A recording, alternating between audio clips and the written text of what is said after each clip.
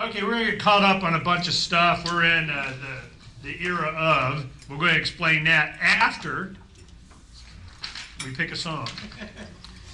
Oh, let's see. We do something different.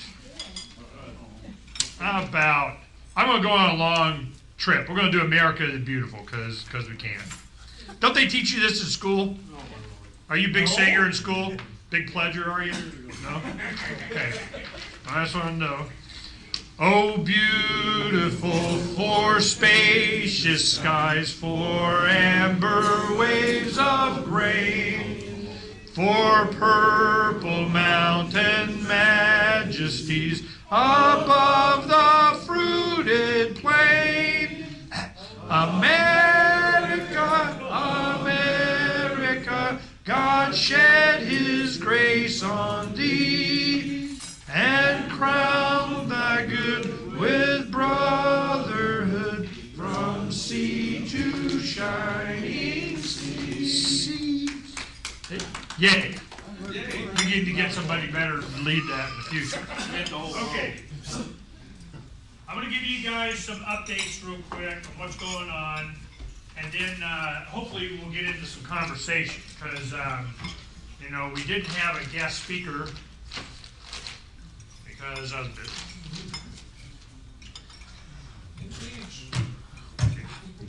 Well, you know, and it's about what? I mean, let me tell you, there's so much stuff. All right. First, I brought some more of the, what I had left over of the Ron Paul dime cards if anybody wants those. They're $5. If you want to know, let me know. Now, the next phase, this is what's happened. When we did that, and we came out and we go, okay, here we go. Here's the dime cards for Daily Paul. They put it out. And what happened is we had originally prepped up and had about 800 ready. That went in about an hour and a half. Boom, they were gone. By the end of the day, the following day or something, it was over 5,000 cards. And I'm like, somebody's got to make 5,000 cards, you know? So some of you helped. How many of you guys helped, you know, do the card? Well, Gary and Berta, big time. Chris, Hannah, you know, they came by, and, you know, we made a bunch of cards. We got those all shipped out and so on. And we kind of, you know, first time, big orders like that, everybody stepped up and we came out pretty good. The thing is that now it becomes like a little industry. All right, so I have these laminators who can sit there and laminate. Well, we created the ability to have what's called a die stamp. Thunk, and it just thunks out the whole, trims the edges, rounds the corners. It's all ready, printed on both sides. When I get them, they're done and ready. All I got to do is put a dime in, put them in the laminator, done. So that saves a lot of little circles laying around on my living room. Okay. So it's expensive. I mean, it's $150 just for the die every time I got to do that. And then somebody wants to, well, we need to move the hole up a little bit. Oh, we need this one over here. I want this one in the center. I go, yeah, it's $150. I get right on. Yeah, you know, shelf. I want to put it in the middle. So, you know, so this is, we've been setting this up. Now this, for Daily Paul, they wanted to do a series. P, peace, A-U, the symbol for gold, L, liberty, and love. So it's a 4-card series. The peace card, that's the first card. These are being printed now. I was supposed to have them Friday, but, you know, printers. So I should get them all ready and done Tuesday. We're going to start putting these together and have a bunch ready in advance. So anybody wants to make cards that, you know, like a job, you know, we can pay you a little bit, we'll work out something. And it'll come out to about $15 an hour is how we worked it out. Now the reason is I want to get them up ahead so we don't run into the same problem we did last time. The other thing is we have Mick that we need to slap around because he's on the phone and everything. What we did is we had an order form that had, you know, basic information that we did. It goes into our system, goes to PayPal. Probably 95+% of them were done through PayPal. PayPal creates a, you know, all this stuff we're learning on the fly and everything. It creates a comma-separated value, okay? CSV file that I can take with, you go into PayPal, it's amazing how much information you get. Yeah. You know, DNA samples, and I have all of it. So I get this file, and I put it into a database. I do whatever I want, print up mailing labels and that kind of stuff. But you also get their email. So I got 650 emails, so it was average about, I don't know, under 10 cards per person.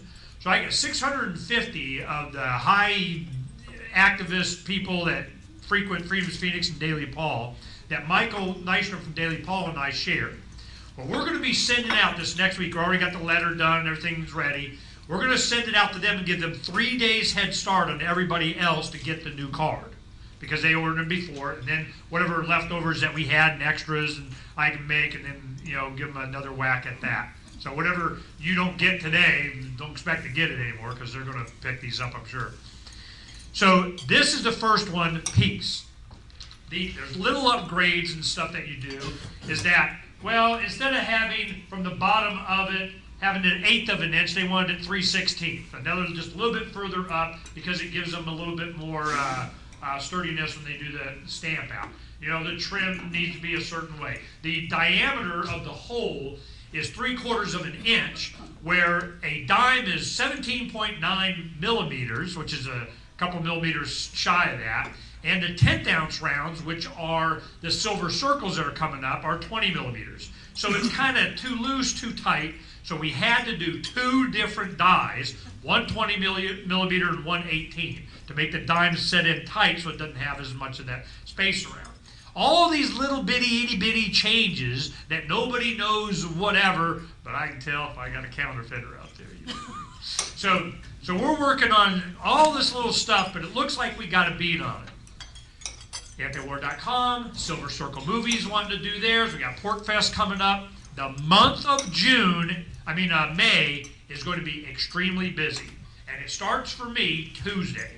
Tuesday, we have some volunteers coming over to the farm, and we start customizing our trailer and everything, because take the motorhome up to Montana, which Gary just told me is like 1,200 miles or something to get to Montana. And the distance from where Flathead Valley, we're going to go see Pastor Chuck Baldwin and kind of look at the land up there, and just, because we can. And I had him on the show yesterday or day before, and, talking with him on, when's his Fed raid coming. And he invited us up there. We'll be there for a few days, take a look at some land up there, just kind of see what's up, do some interviews and such. And then we're going east to Pork Fest, which is up near the Canadian border in New Hampshire. The distance from Phoenix to the campground in New Hampshire is the same as the distance from Montana to the campground in New Hampshire. So I'm going 1,200 miles north, and I ain't saving nothing. That sucks. So this $5,000-$6,000 for gasoline to do my RV up there, and you can just forget that, okay? So we're going to take the trailer with the Montero, and and there'll be half that. But Gary and Berta got a really nice RV that they're going to be taking and touring and taking the summer doing that, and it's you're not in Phoenix, so that's good. So we're going to go up there. I'm going to be hitting a lot of different activists and different groups and different groups that are doing things like we are, and people that are doing whatever, on our way across the country and visiting. And what I'm really going to be looking for is I'm trying to get to where people convince me that there's someplace better than Arizona for us to hunker down. I'm like, I need, I don't know what, 50, 100, 200 acres. Just some place has water. We've been looking, a lot of us, even some of us have bought land. Now, Tom Westbrook found a place up north of Sholo, an old development, that was auctioning off land. Some of us bought some. You get a little acre, or 2 acres, or 10 acres for, as little as $300 to $1,500 an acre. Okay, so for $500, I got an acre here, and then I bought one for $1,500, an acre and a half, and then so we're like, yeah. What's it look like? Anyway, so we're going to go up there next weekend, and Bob Anderson and I are going to go, see what, scrub brush I bought. But there was something interesting that we're finding out. Tom wants to do, kind of see if you can get, this land patent forward, you can't take it, not the government, they don't know about it, it's mine kind of thing. Well, I'm like, okay, I'm interested in that too. Now, Keith McKinney, and Alma's always pushing on this, man.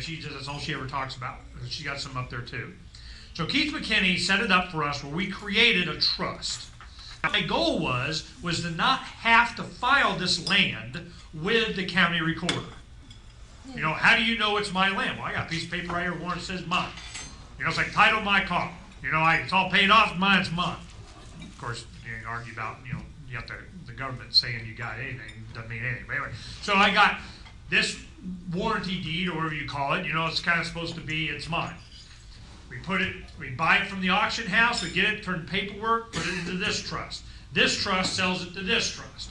Now I have no paperwork that connects them, but this trust has the actual ownership paper, okay? Now this, you know, Tucker Trust whatever, which happens to be the name of my son's dog. I mean, you know, whatever, you know, so Tucker owns it. Anyway, so we have a big lumbering German Shepherd, no. So anyway, so Tucker Trust has this, and it has lists as the beneficiaries and so on. You know, my wife and I are the blah, blah, blah head executives of whatever the hell. And it goes down to my beneficiaries. So when we go, it just turns over to my children, my 4 kids. The reason I wanted to do this and test this is, can Ernie, out there on everybody's radar screen, for the first time, this will be the first piece of real property I've ever bought. I've never had a home. I rented everything in it, and I'm feeling pretty good about it right there. Okay, so I'm, you know, sitting back here going, all right, I don't have anything, and it's been able. Now next week I got to go meet, or a week after this I got to go meet with accountants.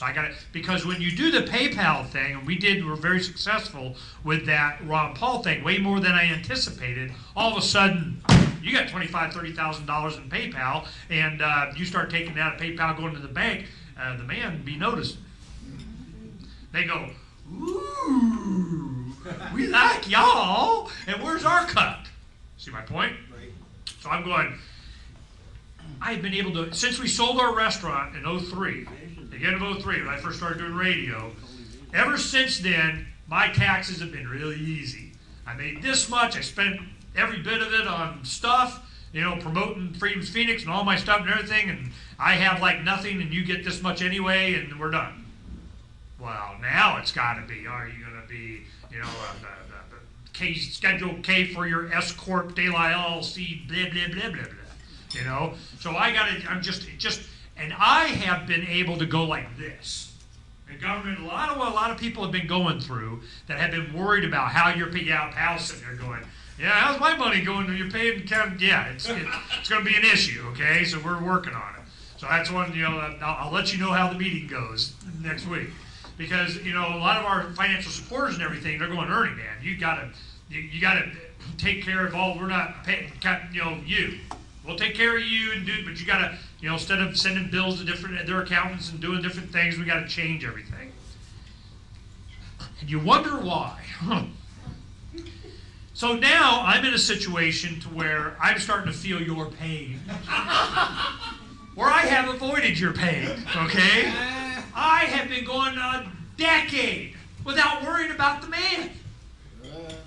I mean, I fill out my stuff, you know, whatever. Here, there. Oh, but now it's going to be a thing. Damn it. So what we tried to do with this land was that by doing that, 20 years from now, when somebody says, oh, you do and you owe and you got property taxes you got to pay or something, but, you know, not that much until they're that much. My parents have passed down, you'll like this. My grandfather used to be a barber on a train that went when Geronimo was roaming the southeastern Arizona, okay? Morenci Mine and so on, just getting going and all that kind of stuff. Arizona, you know, copper and all that kind of thing. My grandmother was, you know, like 30 years old, unmarried Mormon in Iowa. Well, she came, you know what, I'd be a nurse down at the mine, guess what, I'm going to find me a husband. Yes, she did, okay? Well, he was probably, I think he's at least 20 years older than her or something, my grandfather. And he met her there, and he was, I don't know, doing whatever, but he homesteaded a bunch of land down there in Safford, Pima, Thatcher area. Big LDS community down there. So what happened was he got like, it was like a couple hundred acres that we've had on the river edge there. Well, as my grandmother, everybody, passes away, it goes to my mother and her brother, my uncle. They had 15 kids, by the way, which lives right down the street from where Tom lives, used to. So these, they took their part, and the 40 acres that wound up going to my mom is eventually going to pass to us. My parents are, not long for. So, yay. Now what? It's got a well on it. My dad was going to put an RV park at one time. So I got that land. A few acres up in, Grand Canyon subdivision up north of Flagstaff up there. This acre up there. So all of a sudden, I'm going to be on somebody's list. Ernie's got land. We're going to go take that. What if I can get land that it's not registered with the government and it's all legal, you got all the paperwork, and it's in a safe? There it is. Done. 20 years from now, somebody says something, you don't, you got it, and whatever, and I go, hey man, I own it. I got it right here. When we did this, we go through the auction house, and there's a piece of paper, and it said, a notary page, oh, this is to notarize the attached paper. I mean, I'm in real estate. Donna's in real estate. Her real estate brokerage does a lot of land stuff, and they know you do a notary, it better be on a piece of paper or whatever it was. I mean, that's my vote. So I'm going, seriously? When you looked on the other paper, the lot that they had, they whited it out, then hand wrote it in. What? So I had them go back and change it. We're on our third change. I still don't have it right. And this was months ago. So I'm kind of like, there might be something weird going on here. So we're going to go up there, take a look at it this next weekend. And Tom, check on, whatever, because it's kind of a test. Can you do this? Well, if it was a piece of land that was owned by the bank of whatever defunct development of the whatever auction house, they don't care. As long as they get their money, they kind of sort of the people, the gendarme up there says they're legit, and they give you a piece of paper, and you go to the county recorder and file it, they're going to take it. They go, yeah, whatever. It's only when you get title insurance, when you have a title company take responsibility that it's done right. Because if it's not, then they owe you money, value of whatever happened. That's why you have title insurance. Well, these guys, when you're dealing with little pieces of property money, it doesn't matter. It's a few $100. What difference does it make until you got a $200,000 house on it? And you go, it's mine. They go, it belongs to Bank of America. Okay? So we're going to walk everybody through this. I know Tom's working. Everybody's concerned about this. But I tell you, I was watching the paperwork. Can we do that? I'm going, something's not right. And they want to legitimize it by putting it back on the rolls of the county up there. So we're going to be checking on that, and I'll let you know how it goes. The reason this is of interest to me in this land thing is that I want to have some place that we can start investing some time in, because two things have happened. I keep telling you, especially on the weekends, before I wasn't as busy, I could focus more on the content on Freedom's Phoenix. Gary helps a lot. He sends a lot of really good stuff that we do. But on the weekends, I would get science and technology and so on. I'd always ask three questions. What's the news, the top of the news on communication, transportation, and energy? Okay? And there's other stuff, but these things really give you the leading edge of what's coming. Materials are changing. It's going to be lightweight. I walk around with my car like this, and fold it up, a Jetson car in my briefcase kind of thing. I mean, we're getting, oh. Okay. I have been such a butthead about, if it wasn't for government, I'd be flying around in my Jetson car. And some of you guys listen to my show, hear me say that, I'm like, oh, they're so freaking in my way. Yeah, you do. I'm going, if it wasn't for them, they go, well, if it wasn't for the government, you wouldn't have the internet. You wouldn't have gone to space. We wouldn't have, like, are you freaking kidding me? I just want to backhand these people. Yeah, we're roads? Ernest Hancock show, we're going, there aren't any roads, okay? Because I don't need them if I got my little car. Well, they came out with it in, it's Danish, I think, and it's about the size of, a big, like, Gullwing Harley or something. It's a car, but it's enclosed, and now the first one sits one person, but it's like a cockpit, and it's like a three-wheel vehicle, or four, I think it's three-wheel vehicle. You get in, and you can go like 350-mile range, over 100 miles an hour, nice little sports kind of, and then flip a switch, and it's a gyrocopter, goes up and it just goes in the air. And then you land. And you go in the air. And you land. And I'm going, there it is. And it takes up the space of a freaking motorcycle. And I get to fly wherever I want. Oh man, government, so suck it, okay? Because I can tell you what's going on. It is legal now. But hell no. They're going to come up with some kind of whatever in some country what you can or can't do, and there's going to be a perfect example of me complaining. Now, what happens when we move up, because this has been, a lot of you have been here a while, there are times, it used to be like every 3 to 7 years, there's big giant floods and people can't make it to work here. Before the freeways go across the Salt River, there were many times that if you lived on one side of the Salt River or the other, you didn't get it. And there was like one bridge maybe you did, and it was, and the only way people could go to work was if they flew. And that happened out at Palo Verde power plant. There were some guys that had ultralights that, they get an ultralight and they go fly out in the field out there and go to work. So it's not like this that can't happen. It already has. So I'm going, okay, how far can I go out of the valley? New River, maybe a little bit too urban still. Morristown, Wickenburg would be my preference. I'm willing to go further. Is it Prescott Valley, Prescott, Geisela, Payson? Young Arizona's always had my attention. This trip, I'm going to take the time to go around the country for a month and have people that have started to have resilient, self-sustaining, kind of moving off the grid communities, of which there are quite a few that have developed after the Levolution. A lot of people, once they freed their mind, they just couldn't go back to the grind. They wanted to invest their time not in surviving or supporting the man. They wanted to invest in their future and raise their children in a freer atmosphere. They don't want to go to the public school. They didn't want to have to depend on a grid. They wanted to build cheaply and have a high insulated, self-sustaining, I got my carrot farm, okay? So they're doing, in fact, a year ago, the August edition, Gary and Verda did a lot of writing. He did about chickens and goats and gardening and all this kind of stuff. We already did a lot of this research then. Over the last years, we're seeing how much can we grow. Then we had the garden pool. We got tilapia and chickens and, vegetables in one little area damn, you can make some food. So we're going, all right.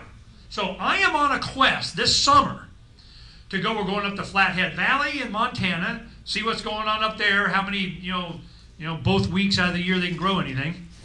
So we'll go and talk to them, see what they got. Then maybe I might want to be up there a couple of months out of the year. I'm old. I'm trying to do this winter visitor, everybody can kiss it because here I go, all right? So we'll see what happens. But I'll keep you guys informed on that. So I'm not going to be here June 2nd. Frank and I will talk, and we'll see how, we'll have some program for you. I'm sure we'll make it a lot more interesting than me being here anyway. So you'll have something to do then. July, hopefully I'll be back, before the July meeting, but if not, we'll do the same thing. But by the time I come back, certainly by August, I'm going to give you a report. And we're going to have, this is what's here, there. And I tell you one thing. My sons, years ago when they graduated high school, they took a 6-week trip in my car around the country. They went and visited friends and family and so on, and we had our Manchester summit, and I said, all you got to do is be there to help me with that, and then you can do whatever, okay? So as they were traveling around, the one thing that I knew they would realize that a lot of people don't think about is Arizona is very nice, winter and summer, for one main reason. There aren't near as many bugs. I mean, you go anywhere around the country, it is like, get these freaking bugs off of me. So here, that's what, somebody's got to beat that. It's got to be a lot colder or something, there's no bugs, because I tell you, I don't like this bug thing. So this is why I'm sharing this with you, because I'm not going to be around a lot this summer, and we'll be doing these, throughout the summer too. The next one, one of them, the Daily Paul logo, they go into an acronym: P, peace, AU, symbol of gold, L, liberty, and love. Well, their new logo in the center has a little star on it. That's where we're probably going to be putting gold. We found a place. Last time I was here, some of the people, anyway, we were talking and got me sent to a place that did them, and they sent me a sample or a picture of a sample of a gram stamped, so that's like $60 worth or something, stamped disc with the Freedom's Phoenix logo on it, because they were the ones that had in the past done our silver 1-ounce medallions. So they recognized us, and I guess they had done this die that they've been kind of promoting it around other people. They just happen to have that die already. And I go, oh. So we have a Freedom's Phoenix bird gold gram disc, thunk, and it goes into, they want to do a lamination card. I don't. If we're going to be doing the gold, we want to do it in a credit card. So it's a little bit more durable and more high end, because I just don't want gold laminated in kind of, it's not worth anything. But if I got certified, numbered, and all that kind of stuff in a card, we can go that route. Their pricing is amazingly low over spot. So we're developing that. And one of the reasons why we got to do the business. Because if I'm doing all of this, I'm in a meeting, baby. I can't talk right now. Can I call you in 2 hours?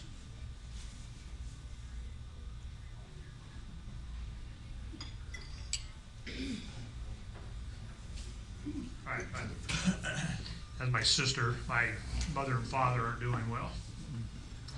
So what we're going to do is promote the gold and silver thing is my main focus for 2012, because I am of the opinion that we're getting close. There is a lot of stuff going on, and anybody that spends any amount of time on Freedom's Phoenix, you can see that it's all starting to come unraveled around the edges, and that's just, and if the edges are all unraveled, that means the center is done, because they always make the edges look good. Oh, the edges are nice and trim, and the hedges are kind of, the outside is painted, and inside it's a crack house. I mean, so it's just, so they're keeping, so if the edges, the outside starts to die, starts to, fritter away, then you know they're in trouble. Because they definitely want to have their facade taken care of. They got, and they got Jim Cramer up there. Oh yeah, everything's great. That guy is a joke, man. I can't believe this guy lasts as long as he does. But he's a cheerleader for the man. Well, we've talked about this before. If you take one of these tables and you see, it was described to me by someone with some resources. It was 2 years ago, and he said, "You see this salt shaker?" He goes, "That's Greece. The table is Spain. When Greece goes, yes? Oh, no. When Greece goes, that's just like the whole GDP of Greece is like Arizona. Big deal. That was just one of the dominoes. He was saying Italy and Spain. When Spain goes, he goes, that's when you're going to see an implosion of everything. Tomorrow is I guess in France they vote over, days, weeks, whatever. Tomorrow is the end of the election. What happens in France is going to be very interesting. Sarkozy is a communist running against a socialist, all right? And so our statist versus, I don't know, it's which one's more communist. I mean, it's a fight to the bottom. So what's happened, though, is that the people are not in the equation. And what they're starting to realize is that this is the Fourth Reich. Germany has just taken over everything financially. They're just going, oh, we're all everybody all in? Well, guess what? We got a veto and minister de law your government. You can't do certain things because we say money's ours and thank you for your share. And it's just weird stuff is going on. I don't think that's going to hold. I don't see how it can. And they're going to come up with new special whatever. And the U.S. dollar is right behind it. So all of this stuff is starting to disintegrate right now. How does that affect us? In France, they have this one guy I think we talked about last month. It's called Bastiat 2012. Well, their Ron Paul revolution is not Ron Paul. They're running a guy that's been dead for hundreds of years. Okay? They're going, there's these guys or this guy. So they have a full-blown campaign there that's Bastiat 2012. Frederick Bastiat, laissez-faire, whatever. So he is being run as a candidate in amongst all of this, just like we're doing with the revolution, They have started doing their own dime cards using silver francs from 100 years ago. So they have their cards are a little bit different size. Our credit cards are not exactly the same size as Europe. They're a little bit wider or something. So they have a different format. So they're dealing in francs. So it goes international. Then on the silver calculator, I'm like, well, we need gold too. I need to have gold. I need to be able to do a point of sale transaction. How much gold is this worth and do whatever. They go, not only that, they're going to international. They just turned it on for today, Cinco de Mayo. Mexican silver pesos are on the silver calculator now. We're going at this point now. Yeah. That's what he was saying. He goes, Drew goes, yeah, it's NAFTA approved calculator app now. Can you not say that, please? So this has gone international. And a lot of people they don't see it. They don't understand the future. Well, these young people do. They are already formulating a whole bunch of applications and internet and Freedom's Phoenix doing and silver and doing the underground, above ground, freedom ground, whatever you would call it, economy is already in place. The infrastructure is being done now. Now the digital fiat currency called Bitcoin has a lot of traits that people are interested in. And I'm following that. We're going to start being able to take Bitcoins for different things and so on. But now I don't trust it anymore. Well, we'll see. I'm not a geek, so I like holding it. Give me. I'm good. So that's what's going on there. So by the end of the summer, I think that we're going to be. I cannot make enough of these cards now. So if there are those of you that need your own little business, and I get you set up and start making cards, let me know. So we're going to get on that.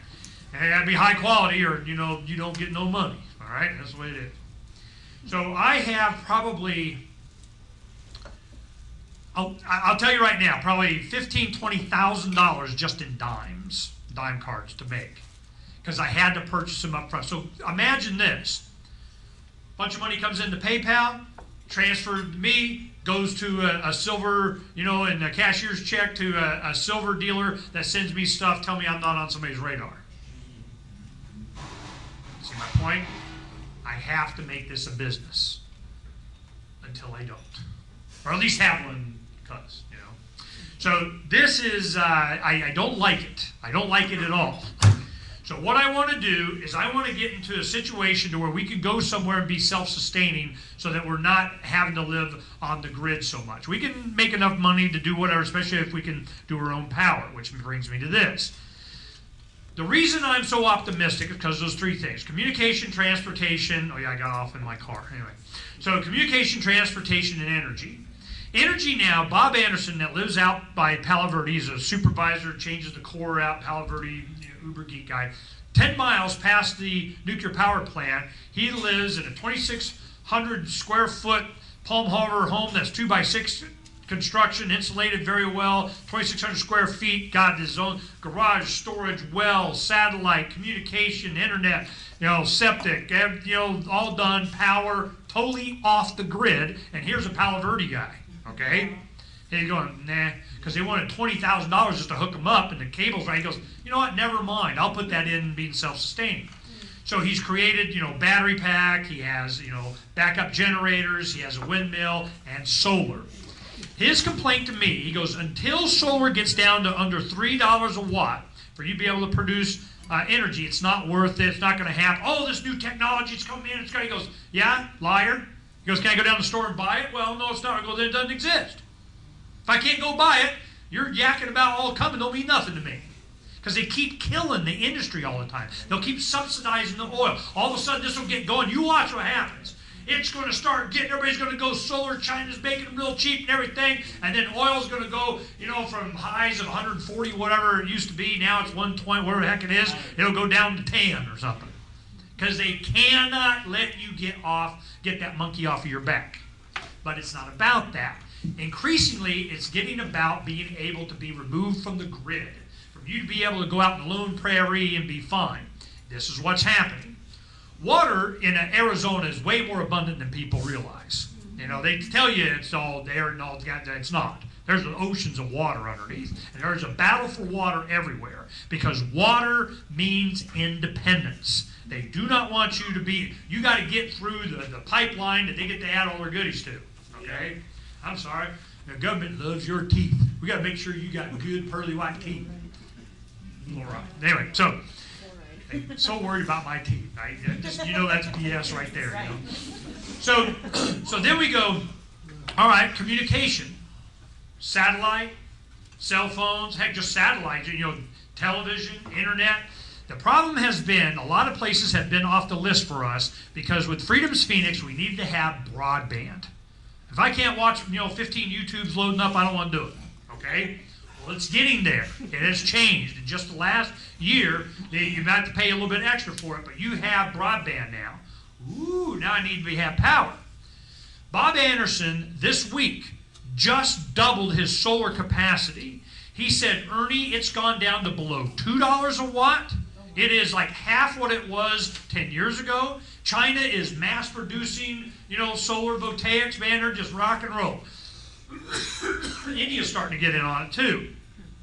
He goes, if you're willing to take, I bumped the corner and damaged a little bit and extra and kind of the rejects over here and somebody used whatever, you get it under $1 a watt. This is 25% of what he paid 10 years ago, or even less than that. So he goes, I am, for the first time this summer, he still had an average utility bill of close to $300 a month. He's totally off grid because of all the diesel fuel he had to burn when he had his wife and kids and everybody staying there and their kid, just like, a little compound. They're keeping everybody cool in the summer because you have to, the solar didn't have enough power to keep up with the air conditioner. He goes, now I have the ability to run little window shakers, a couple of them in my house all day when I'm at work and so on. He goes, I may not, for the first time, have any utility bills. Okay. Well, somebody else in this room has this experience. I give you Mr. Gary Gay. Okay? Now, Gary, tell people about your solar little thing you got going on. Basically, They can't hear you. got a 2,000 square foot home out in Sun City West. And first I had the solar panels put on, and then this past year I've added the solar water heating. And for the past 2 months, our total bill was $21 a month, of which $2 a month was electricity that we had used. The rest of it was regulation fees for reading the meters, fees for printing the bills, there's a whole list of fees that they got now. I spent $2 on electricity and $19 on heat. $2 electricity bill in Phoenix, Arizona. Sun How long until City you West. amortize all that equipment? Pardon me? How long until you amortize and pay off all that equipment? 4.5 years. Really? Yeah. Sweet. So you see my point? Technology, this is what I keep abreast of. I'm going, at what point can we cut the umbilical cord to the man? When? Now. We just have the place to do it. But then they're kind of, well, you're still on our list, So I'm trying to see how, and I'm going to go around the country doing. Now in Missouri, there are areas to where there are no building permits. There's no, you're on the land out in the middle, and they just freaking don't care. Because of bugs. Damn skippies. So Greg Timden, that you met last couple of months, there's a couple of farms around him going for sale. Some of the friends of us and people that got some resources around here in Arizona have been buying up the farms. Okay, we'll go get that one. So I'll stop by there and take a look at that. Maybe we'll do something there. My goal is to stay in Arizona because my 4 children are here. We all spend a lot of time with each other. I'm going to have 4 grandkids by this August. I have a lot of ties. And I tell you that probably about 5-6 years ago, even before we started having grandkids, I started to realize where the revolution is really likely to spark. I mean, you'll see the young, and there'll be youth and music and all this other stuff. But I tell you what the real thing is. It's the grandparents. They're the ones with the resources. They're the ones that are helping. They're the ones that are planning the future. They're the ones that can't leave. In early 2000, around in there, in 2011, right when, after 9/11, all this stuff happened, my kids were still at home and under 18. So we were seriously thinking of moving to New Zealand. That almost happened. Now, as they're doing that, of course, we're not going there. I'm going, you know what? You under 18, I'm going to drag your ass. That's the way it is. Well, now that's not an option anymore. So who is going to be fighting for whatever because they, how much energy do we have to go? I mean, as you get older, you got that trick knee, that bad shoulder, your respiration, my little disease, I need a prescription to whatever, so what do? We start eating better, we try and take care of ourselves, we start getting off all the chemicals, we start, realizing that you try and train your kids. In the morning, I have 4 kids, they have 1 bathroom they share, okay? After each one of them got to do their Axe Cloud, all right, all their cologne, their hair gel, the mousse, the makeup, I come in, literally, they open the door and a chemical cloud will come out. I go around it. I go walk around the dude, literally, man. I mean, seriously. They go, oh no, so I'm going, how much crap do you think your body can take? I'm just wondering, So hopefully we're starting to get off of that. That is what I'm going to be focusing on. But think about this. If you create the Shangri-La Day Ernie or whatever the heck it winds up being, are you going to have a kibbutz hippie commune? And what happens when butthead sitting on their butt person there with a bunch of libertarians thinking that they're just going to get a free ride because they're there? Okay? I guarantee that.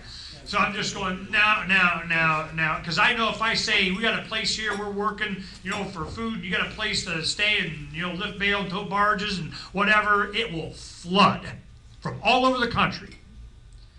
The problem, and this 4 years ago, there was an effort to do this when the Revolution was first getting started.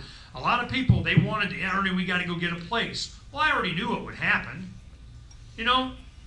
40 acres, whose is it? Who can you kick off? Who gets to stay? Do they go to the state and say, hey man, I've been living here, I got renter's rights or something. I've been living here, I got a bed over there, he can't kick, you can't, I got the man, all of a sudden now I got shiny badges there, tell me what I can and can't do with my property.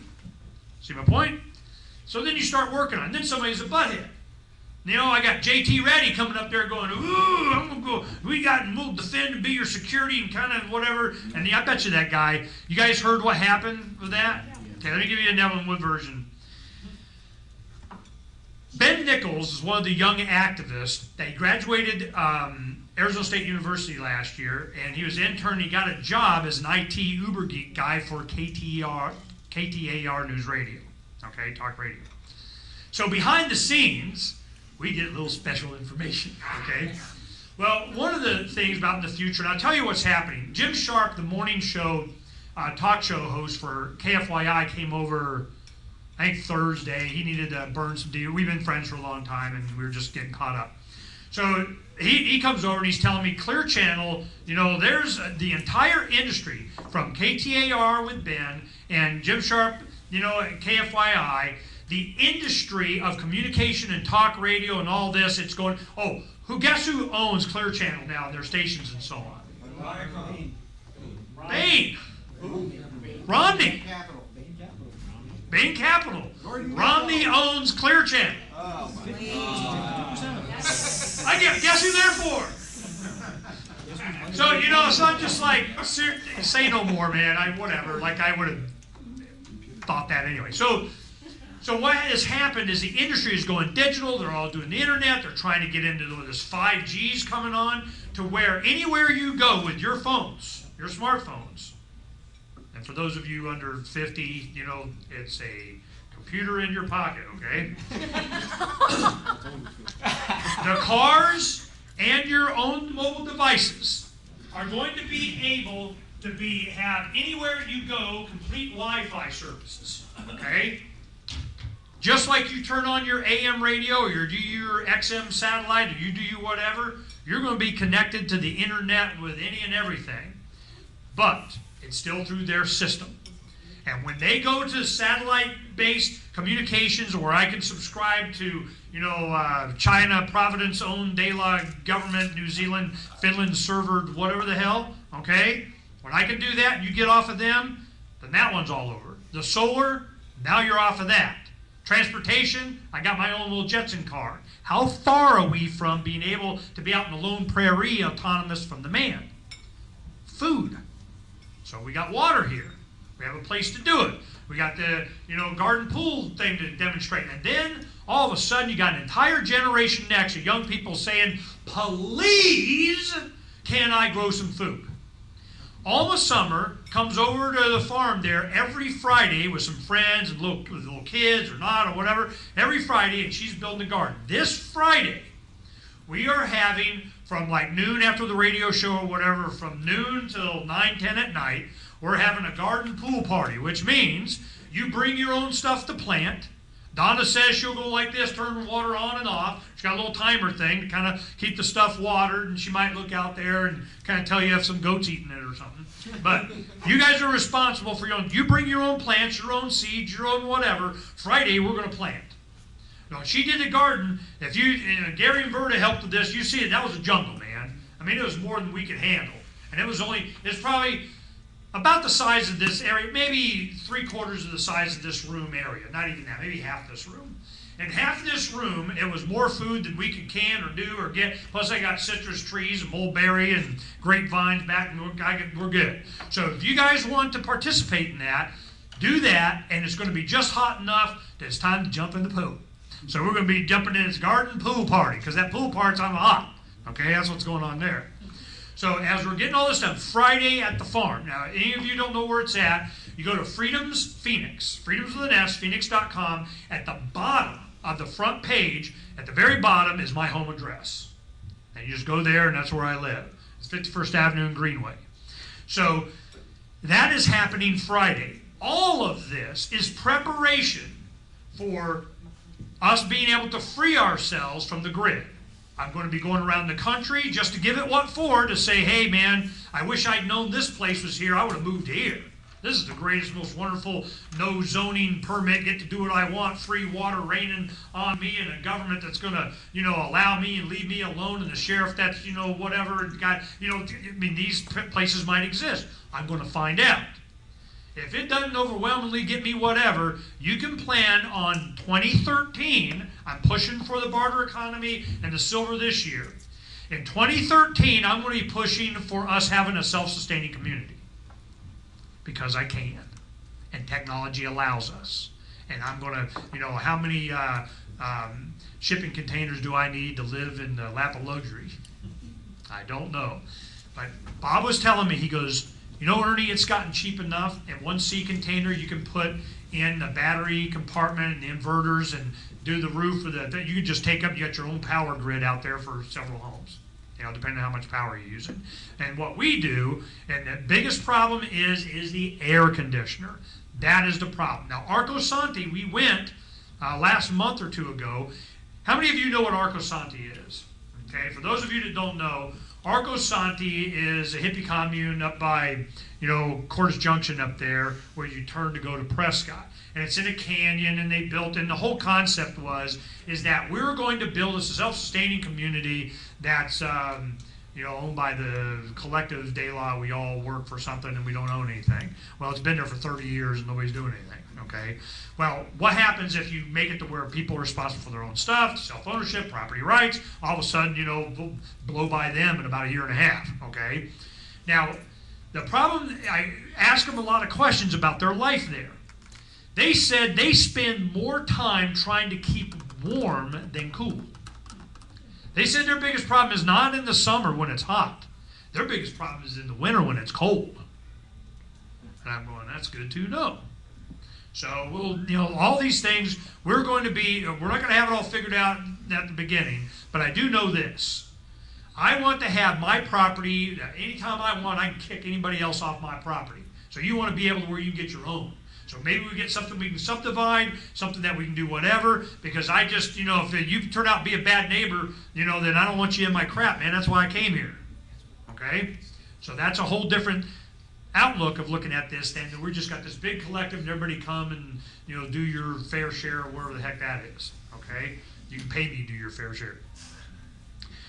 So that's where we're going with that. Now, those of you that are still in the traditional, here we go, election stuff, there's a couple of things. We'll talk about Ron Paul here in a little bit. These are petition packets for Michael Kilsky. He's going to run for Maricopa County Attorney. Now, I'm going to be getting signatures and so on. Those of you that are willing to, and know some libertarians that can sign his petitions, please let me know, and just come up here and get these, and then we'll go ahead. Those that are registered voters that aren't registered Republican or Democrat, you can sign this, and I'll leave it over here with Pal. So when you guys that can sign this, go ahead and just fill it out, registered voter, so Kielski can get on the ballot. Now that was another thing. I was talking to Mark Victor, and he said, remember when he debated at ASU's law library on the drug war with Bill Montgomery, county attorney? That was amazing he agreed to do that. Well, now he's like, ooh, I got another one. He's agreed to debate prostitution. Yeah. The reason is they're waiting until this one case is over, and it was a case of the Temple hose. Okay, you guys know about this? What happened was there was they call it the Church of, you get the, Fondle me. yeah, whatever, you know. So, and somewhere in Phoenix or something, you would go, and I'm a member upstanding, pay my tithe or whatever the heck to this church, and you get, they forgave you or something, okay? So they go through, and of course they're going, oh heck no. So they get arrested, it's going through this trial and everything, so they're claiming what? Religious freedom. What a bizarre comedian, really. Yeah, you worship in your way, hey, what's that over there? Look, and I worship my way, okay? So the thing is that, this is, yeah, joke's on you. So what happens is that case, when that's over, Bill Montgomery is willing to debate Mark on prostitution. So that's going to be entertaining. But I'm tired of these debates. The generation next, the debate's already over. They understand, they just want to be left alone. Give them that opportunity, and it started coming to my fruition over the last few months as I've been talking to a lot of the people that have become very disenchanted with the election process. As supportive as they are of Dr. Paul and what's going on there, they have realized the solution is not fixing the system, it's getting away from it. Stop supporting the beast that's devouring you. Quit putting yourself in a position to where you get these great, wonderful jobs you're paying gazillions of dollars in. Nick Barnett, a lot of you guys know him. He's a good anarchist activist and good friends with a lot of the guys. His marriage broke up, big traumatic time, got divorced, and he went to live with his parents back in near Chicago or something that, kind of get his life, going and kind of chill. So he's like, okay, it's all good and everything. He's been going back to school and getting his certificates of I'm a computer geek. Well, all of a sudden, Cisco needs guys for doing server data. They need computer geeks. He's a computer geek. So he put, Freedom's Phoenix as a business reference. So I'm getting the recruiters and HR calling me, and what do you think? Oh, he's the greatest thing in the world. You're an idiot for not hiring him. He solves all your problems, all kinds of nice things. So they hire him, and he makes a good chunk of change. Well, he goes, the only thing I have is in June, I got somewhere I got to be that week, non-negotiable. I'd say, okay, that's cool, we'll work around it. He's going to Pork Fest, okay? Hopefully he has a drug test before. Anyway, so when he comes back, he's going to be in this job making some good money. Boom, he's right back into the system again, supporting the beast that's devouring him. He knows this, but what are his options? We need to start supplying options. Who are the people that are going to be able to do that and have the resources and want to relax? Sometimes if you've got resources, you got a place you can trade out a strong back and young people doing a lot of work because you did your bit. Hey, I worked 40 years to get to where you could do this, and I got a rocking chair. So get to it. All right? So this is possible too. I don't have a problem with that because someday the homie's going to be in a rocking chair with great-grandbabies going like this. So then y'all just keep making, like, go get me a tilapia and cut it up. Okay? So this is where I'm thinking. I'm always thinking in the future. Because we've been able, those of you that have known me over the decades, and Bill was saying, you got the first time I spoke at the Arizona Breakfast Club back in 91, 2 or something, he has that videotape. Wow. I was So I want to see it. Don't forget to bring that VHS. I want to see that. That'll be scary. So and that'll be scary. These are some of the things that's going on now. All I'm going to do is I'm going to pass out. Go ahead and everybody just take one so you know. This is the handouts on PorkFest. You know, what they're doing and so on. Just kind of give you an idea.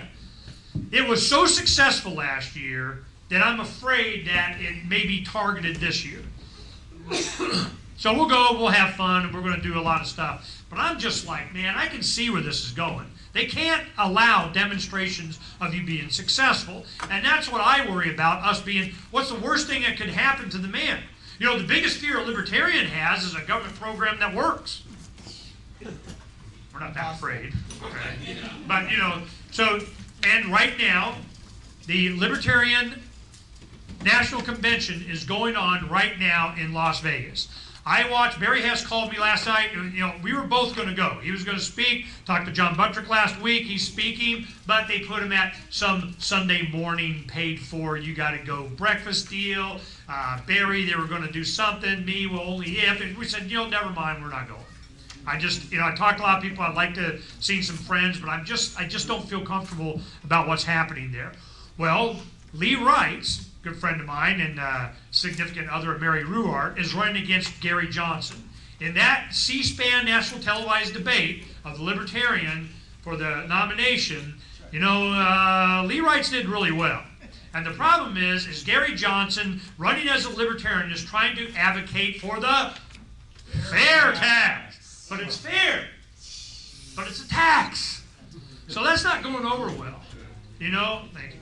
So I don't see politics as it. But Ron Paul still keeps racking up delegates. Let me tell you what's going on there. This book, Brian Doherty, which writes for Reason and is the husband of Angela Keaton from antiwar.com. Now, Brian Doherty has written books on, you know, libertarian history and libertarians of being libertarian.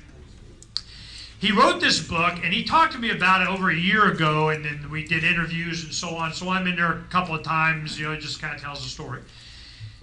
This book is not about Ron Paul. This book is about you. It's about all the activists. It's about how freedom brought people together. It's about how we came together and did and worked and the future of and everything and so on. This book explains the machine that just was self-spontaneous order there that the man can't get hold of. And they want to. They're trying. They need to. So while a lot of people are trying to use the system to fix the system, many others and younger ones are just backing off and letting the system die. That's the crowd I want to associate with. That's the ones I want solutions in the future. I don't want patches, you know. I'm not out there trying to weld the Titanic. You know, I'm in my own little, you know, luxury yacht. Okay, I'm good. You know, create my own. Now, the other book that came out, Red and Blue and Broke All Over, Charles Goyette's new book. What happened is, when you hear me say freedom is the answer, what's the question? You know, you still have a lot of people who go, why? Why is freedom the answer? Why does freedom work? Why is it the best solution? Why is it that it produces the most prosperity? Why? What is it that it does that? Charles Goyette's book, he explains it. This is why freedom works. It's an excellent book. And hopefully he'll have another New York Times bestseller, his last one was. Friday, I interview Brian Doherty, will be on the show Friday. And one of the other hours on Friday is Sibel Edmonds.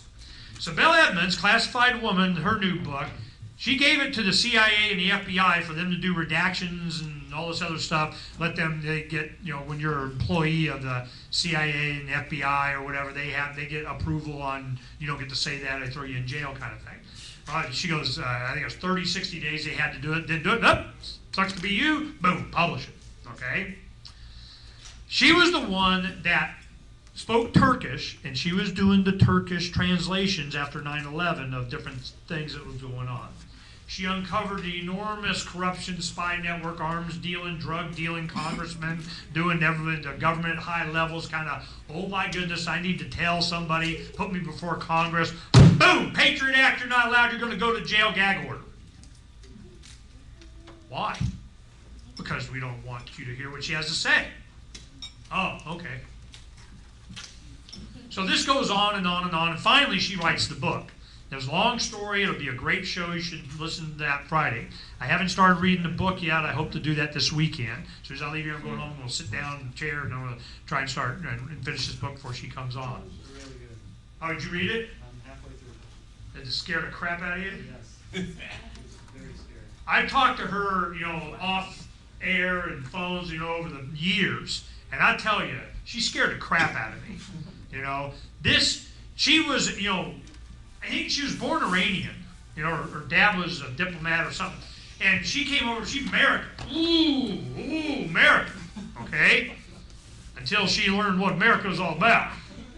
From the high, and she was in with this idealistic, correct me if I'm wrong, but her idea was kind of this idealistic, we're going to fix America. And she talked to me, it was like 08.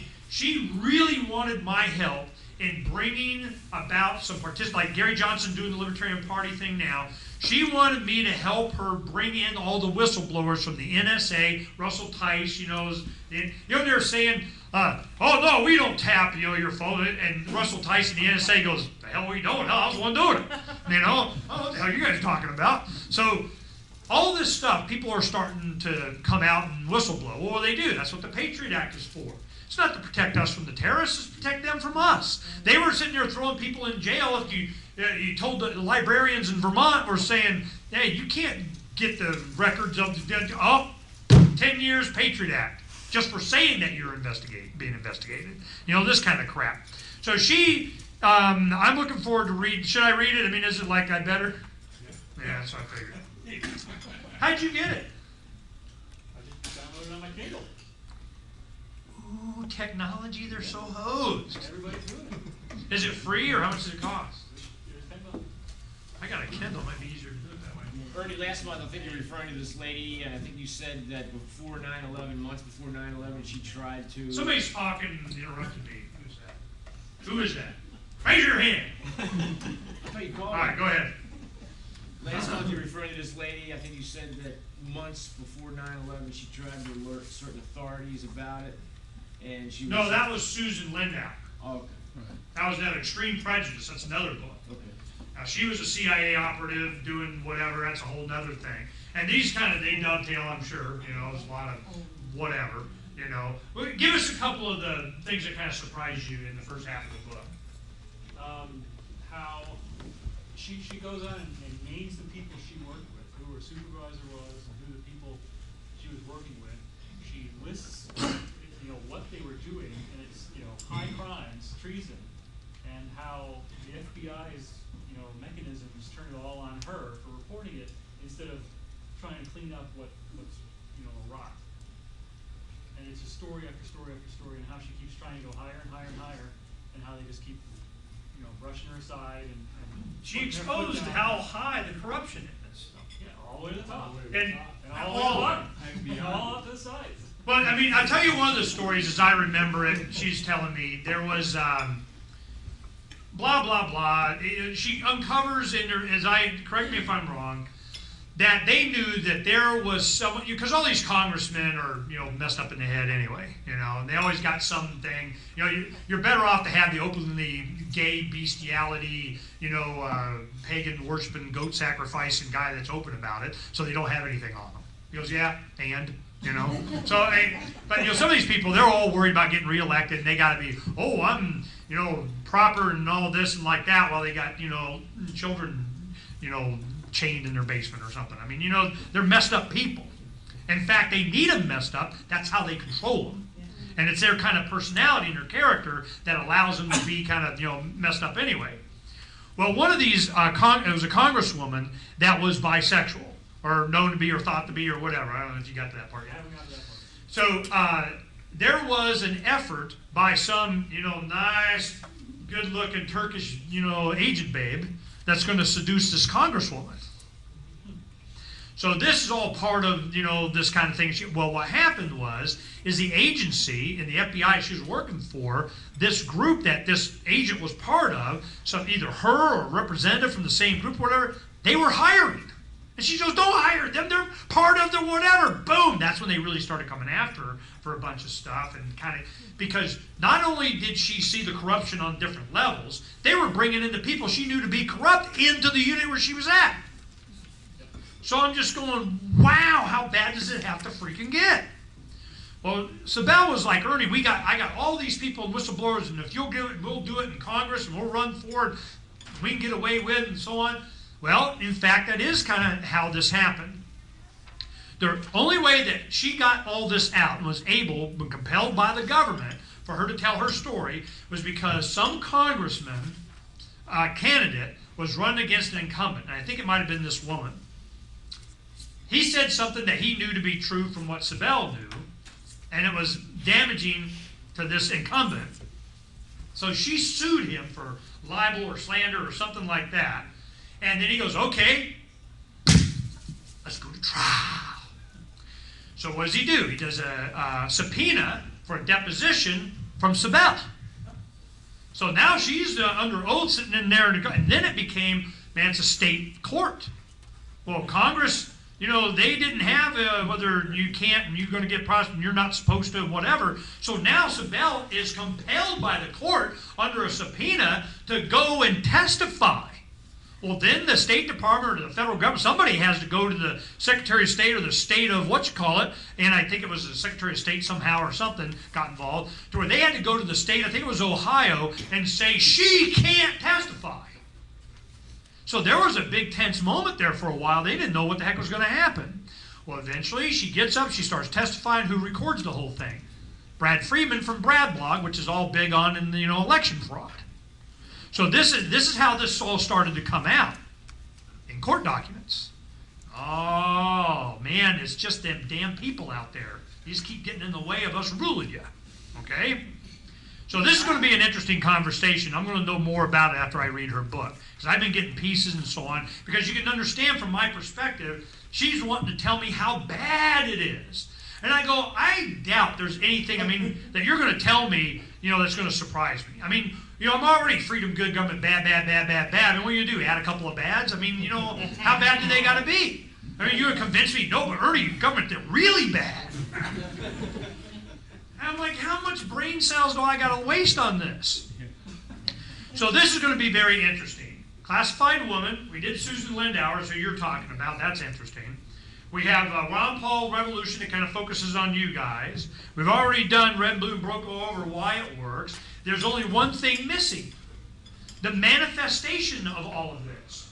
Now you have a lot of that. That's what Port Fest is about, and what the Free State Project and so on, and they're doing a little civil disobedience and everything in New Hampshire and everything. I have all that. We'll report back when we come back after we go do that. Gary will have from his perspective, report. And some others of us are going. We have the Daily Paul is helping us inject into the movement the concept of bartering silver and gold. We have technologies getting us to where we can get off of the grid. We can have our own power, our own water, our own food, our own communication, whatever. And I'm pretty good.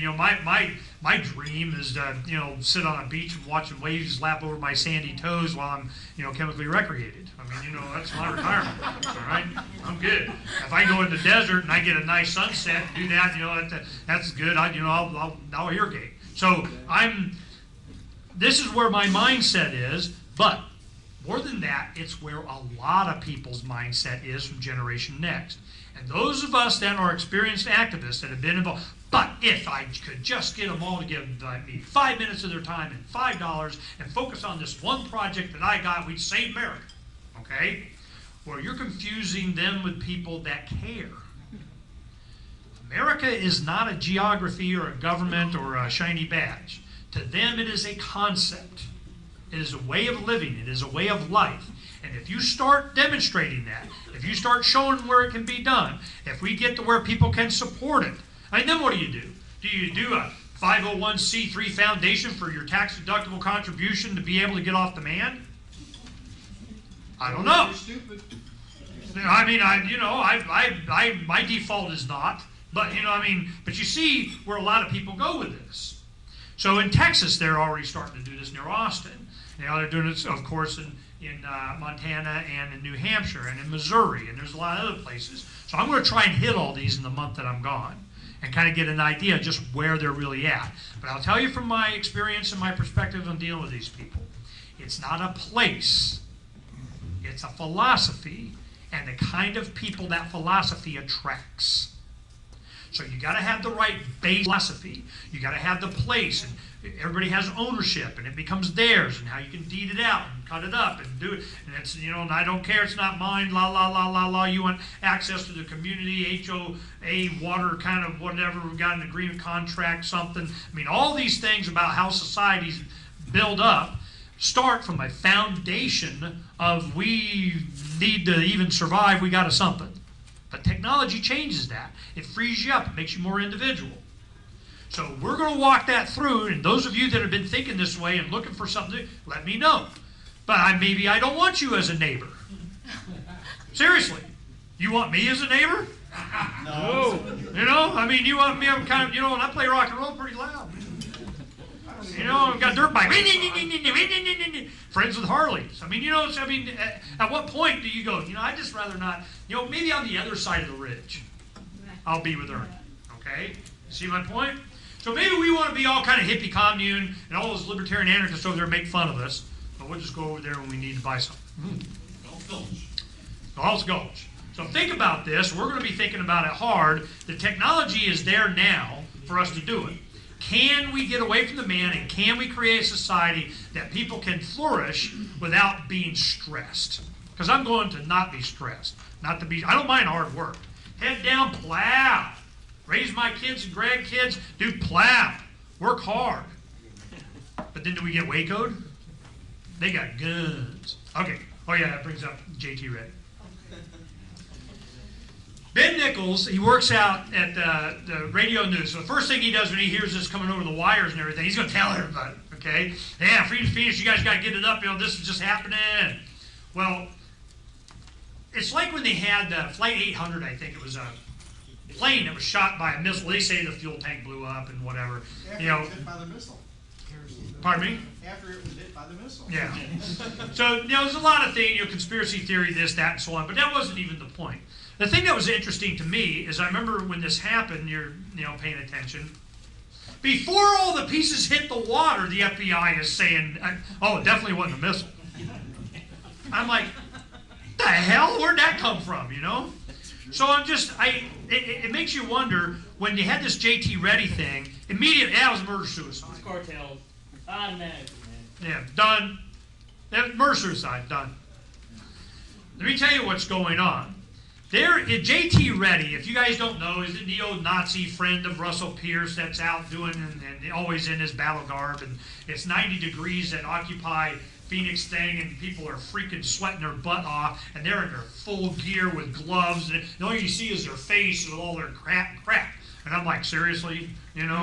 So JT Reddy, they always go to these different meetings, any kind of militia, ranger, kind of something. They are America, okay? He was so stereotypical of the face that they want to put on this, it wouldn't surprise me at all that he was not an informant, provocateur, or something. Especially with his levels in government he was dealing with. Why is it that Russell Pierce kind of embraced around and doing it? Because he was part of something else that was going on. I don't know what, but I've been around long enough to go, yeah, wait till this all comes out. Well, behind the scenes, people are on the gun list and all this kind of stuff. What was going on is down on the border, JT and his little militia groups and so on, they were patrolling a certain area that was known to be narco-trafficking. So what do? They get all the drug mules and so on. The government could do this. They know this.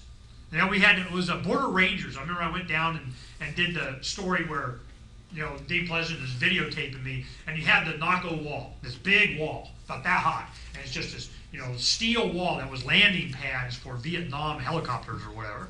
They welded them all up, and they're there. And if you get up right next to the wall and you look, it looks like it goes all the way into infinity, and it goes way down there. That's always where the CNN cameras do this thing, right? You go like this, you go ends right over there. I mean, you know, it goes like a mile at the most there, you're going right out in the middle of the desert, right? It's just so much crap. So we drove along the wall. I go, take the video, okay, let's go. Go down to the other wall, and here's the wall right here. Here's the wall. I mean, the fence line. And I mean, ready? Here we go. I go, I'm in Mexico, I'm in the U.S. I'm in Mexico, I'm in the U.S. I mean, I do it on videotape. I'm going, are you freaking kidding me? It was a big joke. This is all pretend.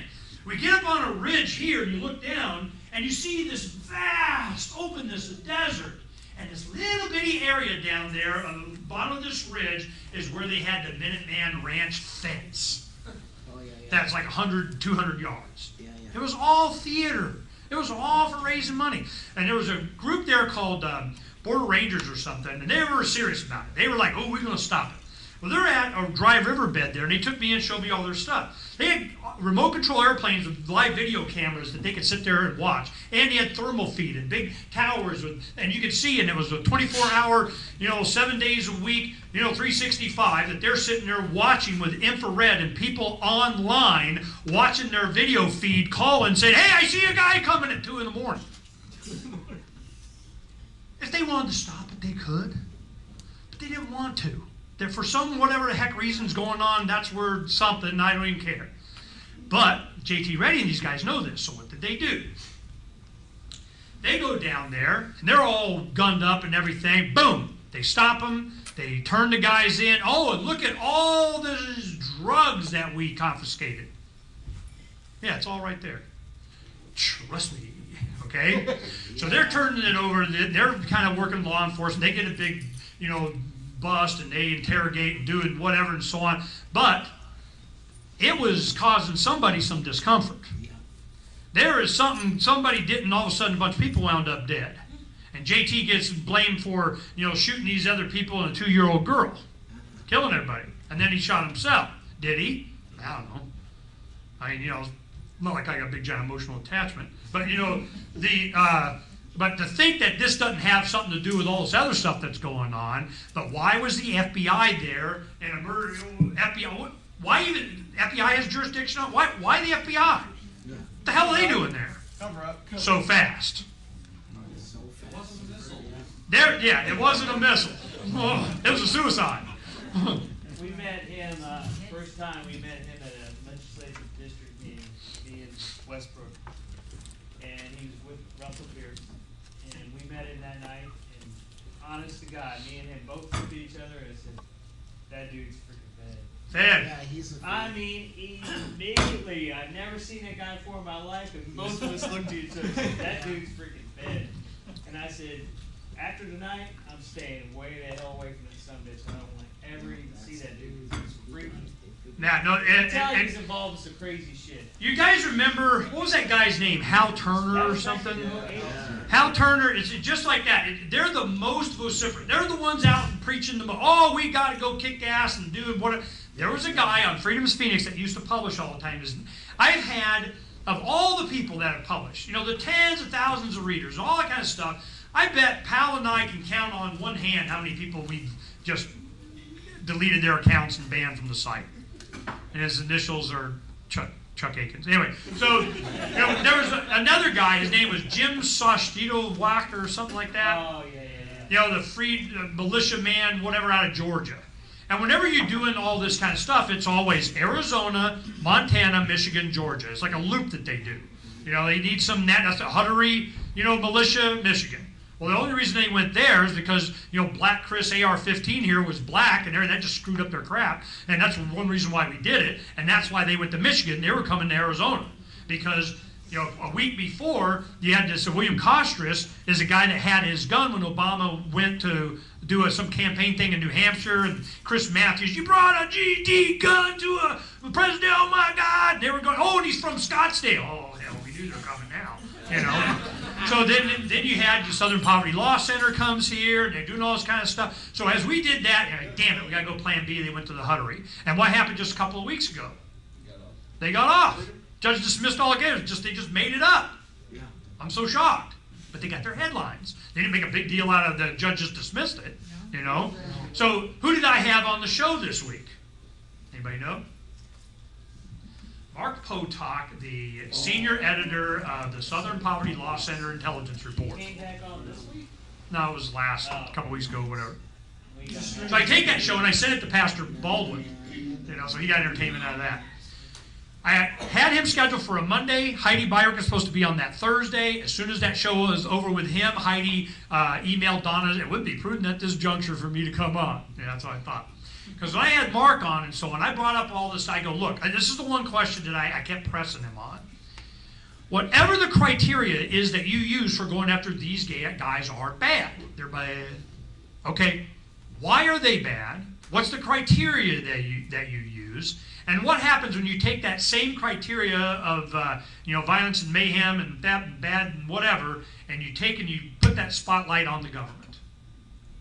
How is it that they don't apply, to all this stuff that you're calling on these guys? I just want to know what the criteria is, because if you take and you learn the government, Click. I mean, damn. So the interesting part in that is the commercial breaks, because when we do the video streaming, we don't cut it off. So when I'm talking to somebody on the phone, that's in the commercial. That's not edited out, So we're talking. So what happened? I go, well, that's what we ought to get us going in the next. I'm doing everything I can just to keep them on the full hour. They go, and I know a lot of the audience go, Ernie, I get email. Oh, you should have got him on. You should have. Oh, I wanted them to stay on. Just keep yakking, okay? Well, it become pretty clear. They are for the left. They want Obama. Their rationale for anybody that is, because they're about racism. They're saying you're racist if you don't support the government because the head of our government is a black man. That is how they equate it to being racism, being anti-government. And I'm going, okay. So this is, I really see that there's a lot of pressure coming down to try and get the people to equate anti-authoritarian, rule us kind of stuff as you're the bad guy. Simply because you're anti being ruled and coerced and forced and robbed from. That is a mental illness. In fact, just a year or two ago, they came out with a disorder that they named that being anti. What is that? Do you remember that? Don't point at me. Well, I thought you'd remember it. It was Alex Jones made a big deal out of it. In the yeah, you're a crazy guy. In the psychiatric book of yeah, right. The diagnostic, whatever, and pardon me? I don't know what it is. It's some they give disorders, psychiatric, and they put them in this book, and now it's an official blah blah blah. Yeah, of course they're categorizing you as something. Well, they got a new one for you, okay? This has definitely got your name on it, all right? It's a syndrome. So the syndrome is if you're constantly questioning authority, you don't want to have blah, blah, blah, blah, blah, so they just might as well say the libertarian syndrome or something, okay? So they got that. So I'm just like, this battle is already well underway, but what a lot of people don't realize is how international it is. It's a generational thing. So, Hannah, being from South Korea, she comes here. Hannah, that's what they want. Come here. Come. I'll give you this treat before we end. Hannah, her first political dissident thing she ever did was to come out and help Shelton make his big 60, 80 foot sign thing. Okay? Remember? And I'm taking, come here. So I'm taking pictures and everything, and she's like, I don't take my picture. You get on the list. Oh, you're already on the list. So go ahead now. Get up to the microphone. Yes. Okay. Mike, see, this is the microphone over here. Hello. Over here. Hello. All right. Now, Hannah is from South Korea, and the one thing that you can probably understand, her family has a business here. They do apparel, whatever. Now, the thing is that she's visiting Arizona from Georgia or something, right? No. California. So she travels between the two. Boston too. Where? Boston. Oh yeah, Boston. That's the one I was thinking of. Okay, now the impression that she had of what America was and what she lived under in South Korea, you come to America, and then what do you find out? So share. Same. Okay. Go ahead, share. Okay. We're here for land of freedom. like dreamland, like your dreams come true. But we live here, you know, when I grew up, we had a curfew. Like government, they gave us curfew. After 12 o'clock, you're not allowed to go outside. Basically, we had a martial law. And actually, 2008, I got laid off. I was working for title insurance for real estate. So I had a lot of time in my hands. I'm like, what's going on with this economy? You know, I was looking for money. So when I follow the money, actually, basically, I find the truth. It's like I'm searching for truth, and then I find Ron Paul. But all the martial laws, they're going on right now. But thing is, you know, all the TSA, I go to a lot of different countries. I went to Dubai, Abu Dhabi, Middle East, Syria. I went to Africa. Somehow, like, I saw a lot of stuff. But, you know, they passed a law, TSA. You know, Korea, North Korea, South Korea, and East Germany, West Germany, they didn't have any TSA program, right? And they passed TSA.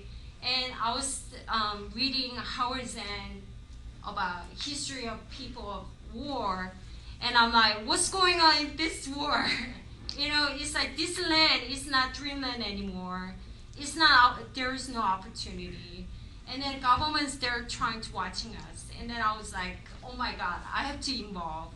And my parents and my friends, and they think I'm kind of crazy, you know. And I've been collecting silver and gold since 2008 because I got laid off, and then I'm like, oh my God, I have to save something. You know, all the inflation's coming. So that's what happened. So here you have someone that came from a martial law country, coming here to get away from it and go, well, hell, I need to go back to South Korea to be free? Nowhere to go. Exactly. Yes. Thank you, Nana. And that's kind of the point. There's nowhere else to go. Is the battle going to be here? Because it hasn't. I tell you another reason. We have two people that you'll see, Robert Lee and Freedom's Phoenix Reader 4 or something like that. There are a couple that post for Freedom's Phoenix. We send them a bunch of stuff because we're really busy. So we send them the stuff and they post it up, and that's where a lot of the stories come from. There may be a lot, you know, like Gary writes or I do, links we send, they put them up because it takes time to do that. Well, they get paid for that, okay? And they live in Ecuador. So how am I getting money to send to them out of the country to not get with kind of, you know, the banking kind of, see, we're screwed, man. You can't do a business, you can't, God forbid you be successful. They got your number, literally. So when you come from another country, come in here thinking that you witness, you feel the personal freedoms in a curfew, the economic freedoms and what kind of, you know, permits and licenses you got to get, you know, who you got to know to be able to conduct any kind of commerce and all that, and you go, oh, you don't have that stuff in America until you get here, and then you got that stuff. And you know what it means because you lived it as you're getting your anal probe at the airport. Okay? So 60 seconds. Many of you have been covering what's going on with Ron Paul's delegates. For those of you that don't know, and a lot of you guys that do know, you probably correct me if I'm wrong, a lot of these ballots, and that's what we've been talking about, like last month and so on, we had David Fitzgerald here, and we're going, look, this is all just straw polls. These are pretend kind of sort of almost elections. What it really comes down to are the delegates that actually go to Tampa. Now, the people that put on the Revolution March in July 12th of 08 on the West Capitol lawn, they're also doing a 3-day festival in Tampa, and they want us to go participate. It's Freedom's Phoenix and me and do whatever. The condition I gave them was if you could have the anarchist, leave me alone as voluntarist, I'm not going to be voting as people over here, get to be welcome and participate, and then I'll think about it. But until then, I won't think about it. Well, they had to wait until the 1st of May when the RNC, the Republican National Committee, released a bunch of venues that they, tied up everything, and then they go, okay, May 1st we'll sign contracts or we'll release them. Well, hopefully they released the Tampa State Fairgrounds there, and that's where this big concert, 3 stages, all kinds of stuff is going on. I haven't made a full commitment that I'm going to do it, but if I do, It will be to promote, the silver and whatever, and the leave me alonest, and we're going to be camping somewhere and doing whatever. But we're not going to be saving the Republican Party. I couldn't care less. Okay, so Ron keeps saying, "Oh, we're going to the convention. We're going to see the votes counted. We want to, but he never says we're going to go through the convention or I'm going to be there for the second vote. He doesn't say that, and until he says that, I'm kind of, I'm not getting all motivated, because what's happening is he's kind of being coy. I don't know, behind the scenes, they're negotiating something. There's something else going on, and Jesse Benton and Doug Weed, ew. If they have anything to do with anything, that's, whatever. Well, what's happening is when they get to the actual delegate counts in these different states, Ron Paul's winning. I mean, it's getting like all of a sudden out of 26, 8, 24, whatever, Ron Paul gets 20. It's like states like Alaska, Nevada, Missouri. It looks like. How ironic is this? Iowa comes out and it says Romney won. Well, then they got to go, it wasn't him, it was really Santorum. And now it looks like in reality, the delegate's going to be Ron Paul's going to win Iowa. So this is all of a sudden the whole sea change has changed because of what's happened. Romney comes in, you have to have 1,100 whatever delegates, and they hope to get it won on the first round of votes. If they don't, then all of these other delegates are released from their obligation on their first round to vote for whoever. Because for whomever that they are obligated came from these, they came from these kind of, these balloting and these primaries and all that kind of stuff. But the actual people that went through the process and got elected to be a delegate are Ron Paul supporters. Even though they may be, on paper saying that they're Romney supporters based on some straw poll thing, that they're obligated to do whatever, they're really Ron Paul supporters. So Ron Paul will likely have a majority of the delegates there, but how many of them are free to vote for him on the first round? That's the question in what's going on now. They just found out that Ben Swain guy, or whatever his name, Reality Check, just found out there's like a rule 83.5 in their rule book, whatever. Republican rules states that whole thing where you have to vote on the first ballot, it's a shall, is bullshit. That's total bullshit. That was told, and to get everybody's head to believe it. But in their rules, that's not true at all. So people are, all these Ron Paulers are figuring this shit out and they're saying, Yeah, see, that's one thing, Rule 38. 38. Rule 38. Yeah, the Ron Paul people, I mean, the one thing that you can count on them to do is check it out themselves. And they learned how to read somewhere. But they're also violating their own rules too by giving Romney's campaign actual cash. RNC right now, they're giving Romney cash. That's For correct. ads, and they're just, he's already the nominee, so we're just gonna go ahead and give him money. Until the nominee is officially Crazy. selected, the RNC is not allowed to But they've been doing it. cooperate. Yeah, I know. We had a story on Freedom's Phoenix about that. Go ahead. I wanted to just add something. You were talking about Ron Paul. I believe everything you're saying is probably right. There's something else going on. But I was in a conference call about a week and a half ago with all the legislative district leads for Ron Paul. And I believe what's happening is, in his wildest dreams, he didn't imagine this many people would be supporting him and we would be making such inroads. He didn't spend a dime in Arizona. It's not a penny, but he wrote the state off. And it looks like we could bring a third of the state delegates to the convention next week. There is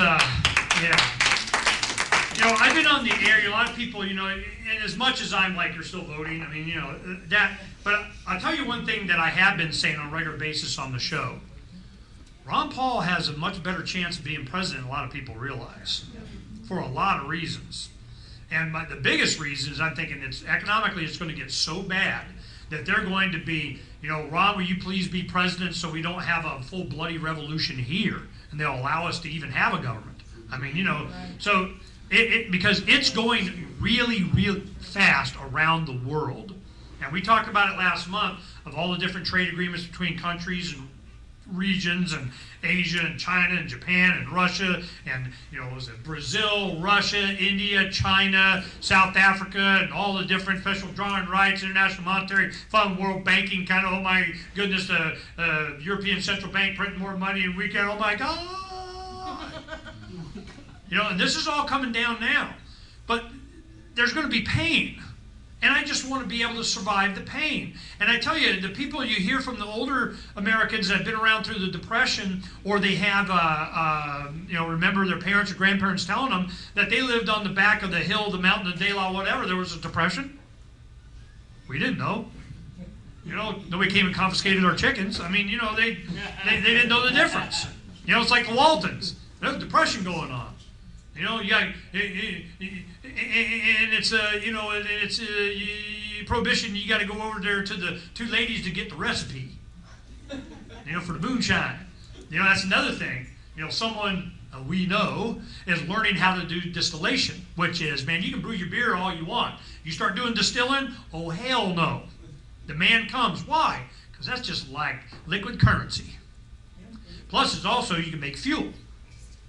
So there's so many controls. We are in a police state. We are martial lawed, and it's getting worse. And they're looking for more places to instill that on us and more ways to track us. Found out in 2011 they changed a bunch of the tax code on how banking is done. They got caught up with the internet, the Amazons, the PayPals, the eBays, people that were making money from their home and out of their garage and whatever. They wanted to catch them. Here they come auditing. And you're going to start seeing big stuff, big PR thing. And let me tell you who get on that radar screen is the guy that's making thousands of dollars selling silver dimes. But what if I want them to come after me? What if I need the marketing? Maybe it'll suffer, I'll suffer whatever little slings and arrows, and I'll go, oh, gee shuck and gee willikers. But in the interim, everybody's learning something about silver barter. You also have Bernard, who's been, Bernard House, who's been convicted of his crime with the silver Liberty dollars, and he's still not been sentenced. And it's been, what, a year almost, or 6 months at least? He was, I saw this coming. He was his own worst enemy trying to call it a dollar. There's different. Now, of course, if he would weight it as a dollar instead of 1 ounce and did it like Tom did, as the definition of a dollar is weight, of just like 3/4 of an ounce, if they would, that's why a dime is not 1/10 of an ounce of silver, it's 1/10 of a dollar, which is point right. I mean, I'm right. So you have, if he would have done that, then he'd been on better ground, because he was the definition of a dollar. But he was trying to compete with, so it's just, they were kind of, fuzzing around the edges. But the Silver Circle, that's a whole nother thing. That movie is going to be premiered at Pork Fest, and it's going to come out this fall. And that, we're wrapping arms and legs around that. And we're doing a bunch of cards and so on for that. Anybody have any other announcements or anything you want to do? Pat? This afternoon, folks, at 4 o'clock at Steel Indian School Park. It's the venue, the Phoenix venue for this weekend's Worldwide Marijuana March. It's 4 o'clock. It's this afternoon. It's real close. Everybody knows where it is. If you at all believe that drugs, especially marijuana, should be legal, please come on out.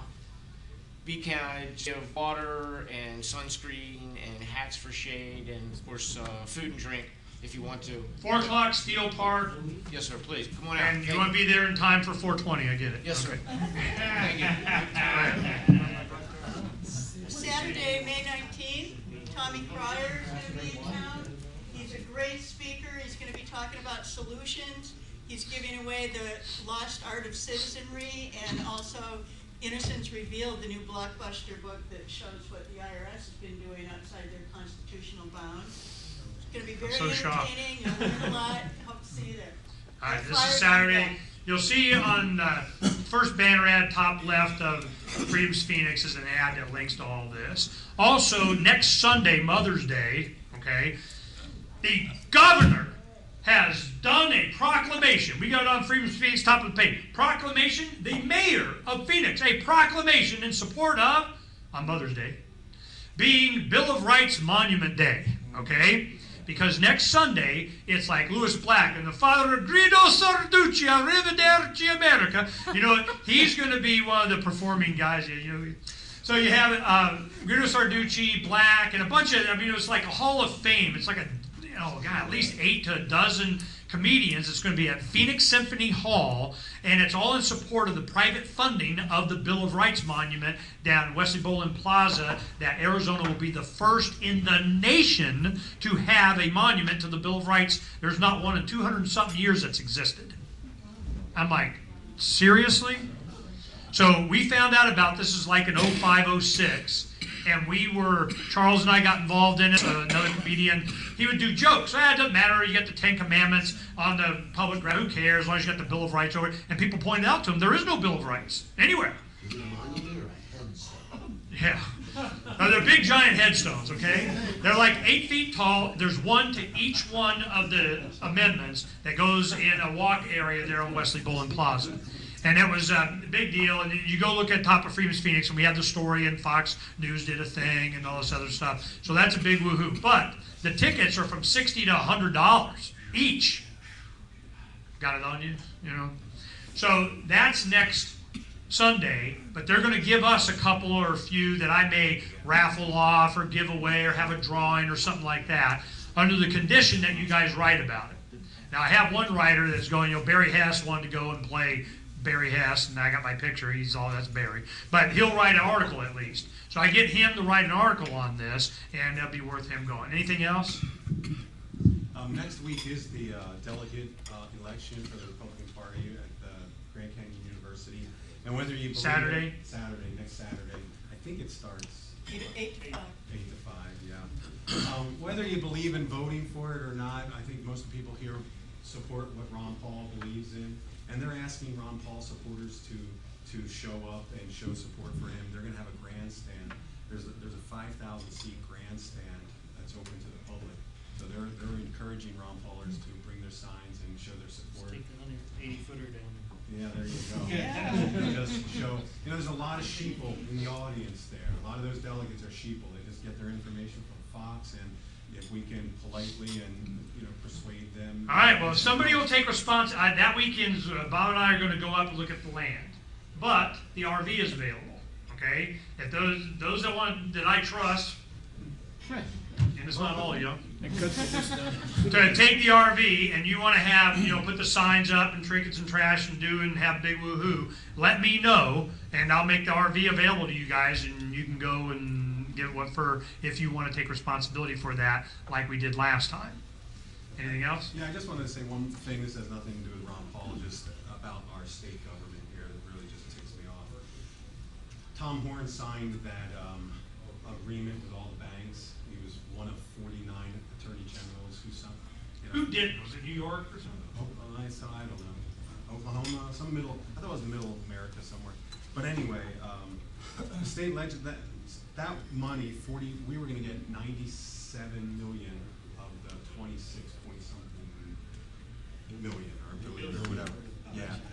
So we get 97 of it. Our legislature, it was supposed to go to help people, all sorts of ways that people who were foreclosed, counseling, so forth and so on. The state government has decided to roll that into the general fund, $50 million. They're not going to use it for what it was supposed to. And the banks just got their hands slapped. No, that's what this whole thing was about. They wanted to be able to be limited from criminal liability. They wanted to be able, because they weren't doing anything. That's why a lot of people haven't been having to pay or do, because it was all a bunch of fraud, and they didn't want to go to jail. So they needed to have the attorney general say, you're not going to go to jail. Thanks for the $100 million.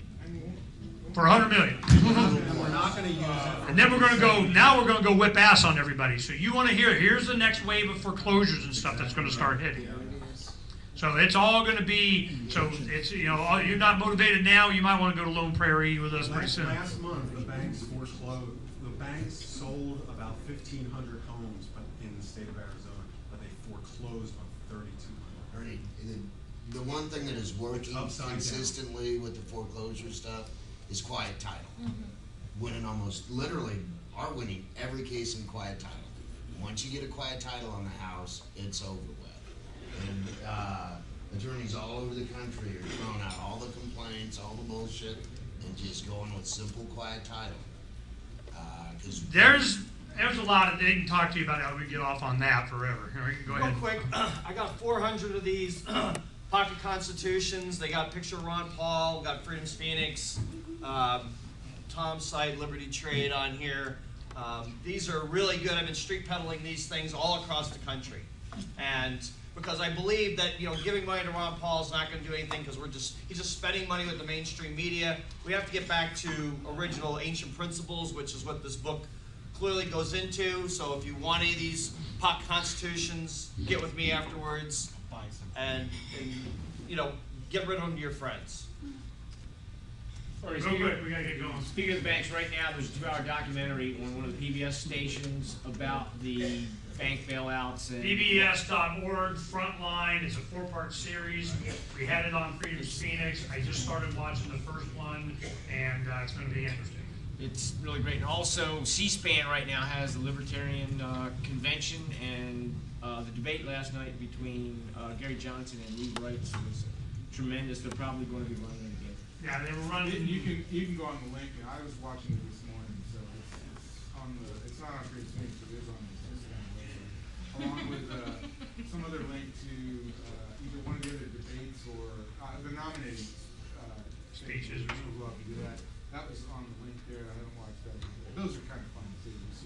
You get to see more than the 2 candidates that they allowed to debate. So. Right. Okay, Attorney General will be at the Macayos this Tuesday night from 7 to 9, and it'll be on foreclosures and things. And if you have any questions for the Attorney General, please. Okay, Tom Horn, Attorney General, at Macayos on Central and whatever it is. Yeah. 7 to 9. Or when is When? Tuesday evening. Tuesday. John, you should go and report. That'd be a good one, man. I think I might. You might, yeah, that'd be good. That's a 4409er right there. What'd you do with that 26 million, man? Oh yeah, in this month's e-zine that just published last night, we have a whole bunch of 4409 videos in there, just kind of linked. You know, Donna had already had a couple of pages before you sent her yours, and I'm like, why'd you separate them? She goes, well, this is my favorite 4409s, and these are his favorite 4409s. Anything else? You guys are killing me. Go. I don't know if anyone knows who Joyce Riley in the Power Hour is. Yes. Okay, Joyce has paid her home off 3 years ago, free and clear. She just got foreclosed on. And it's a nightmare. She took a week off, and Dave Krieger's helping her on that. And it's an absolute nightmare for her. She talks about it on the program. Maybe you should get her on and have her talk about this on your program. Yeah, I know Joyce. They foreclosed on her paid-off house? Her paid-off house 3 years ago. She's got all the documentation.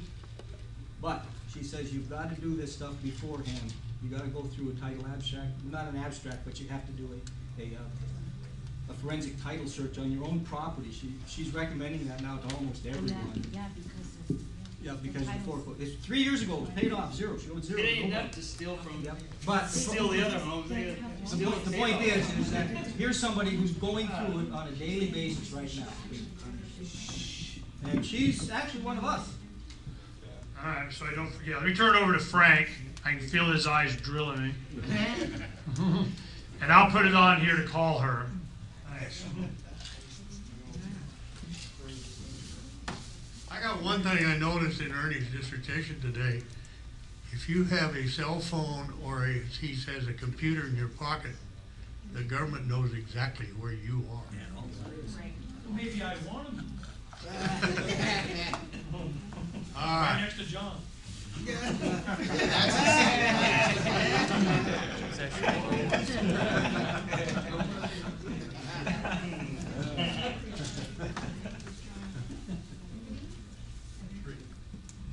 Remember, they're bad shots, Ernie, and they're always shooting information. That's the reason why they shoot so many times. Yeah, I had a phone problem, so when the guy came and he sees that I have you always have my 9 on, so he goes, all right, do you always carry your gun? I'm like, yes, I do. All right, first choice back there on the books, back in the corner here. If I get the number up where I can read it. 2958. 2958. Way to go, Mark, buddy. It's back that way. Second choice. 2946. There you go. Do we have one back there? All right. Okay, last and then not least, 2948. Okay, you guys check the site, Breakfast Club and Freedom's Phoenix, it's breakfastclub.org and Freedom's Phoenix for what's gonna happen next month. And you're gonna be available to be around next month? Yeah. And then we'll come up with, I'll try and help Frank out by having something, scheduling something, and whatever you wanna do. And We'll work it out. yeah, we'll do something. Yeah, we're gonna have fun like we had fun today. We'll have fun next month, first Saturday. That was for the hat? Okay, now, Very good, anybody thank that you. can sign for Michael Kilsky, go ahead and see Pal, and he'll be there for 3.2 minutes, and then he's not responsible. I got more packets if you guys wanna circulate.